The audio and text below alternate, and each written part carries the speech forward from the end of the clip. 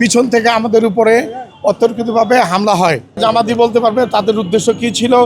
আমি মোহাম্মদ ডালিম হোসেন, 34 নম্বর ওয়ার্ড বিএনপির সাধারণ সম্পাদক।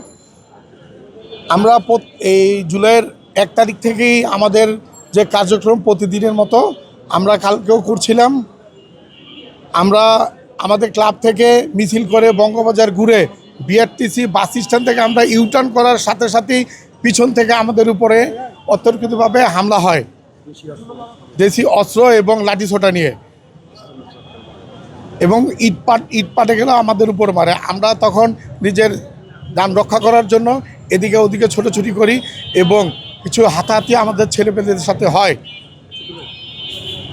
আমরা জানতে পারি পরবর্তীতে তারা সাংবাদিক সম্মেলন করে আমাদের নামে উল্টো অভিযোগ করেছে, আমরা নাকি তাদের উপরে হামলা করেছি।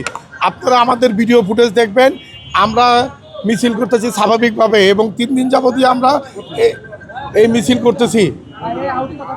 আমাদের রেগুলার যে প্রোগ্রাম ছিল আমরা ওই প্রোগ্রামের মধ্যে আছিলাম। এবং সুমন গং, বাচ্চু গং এরা আমাদের উপরে অতর্কিতভাবে হামলা করে আমাদের 3-4 জন আহত হয়েছে।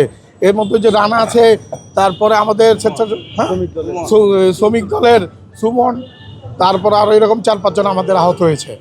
আমরা এর তীব্র নিন্দা ও প্রতিবাদ জানাচ্ছি।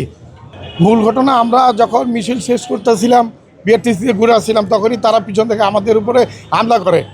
এবং তারা যে জামাত ওখানে দাঁড়িয়েছে, এটা তো আমরা তাদের চিনিও না, জানিও না। ওই গুলিস্তান মোড়ে হাজার হাজার লোক দাঁড়িয়ে থাকে, আমরা আমাদের মতো ঘুরে আসতেছিলাম।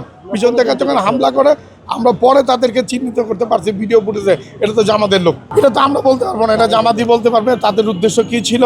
তারা একটা মার্কেট দখল করে রাখছিল, এই কারণেও হইতে পারে, তাদের অন্য কোনো প্ল্যান থাকতে পারে।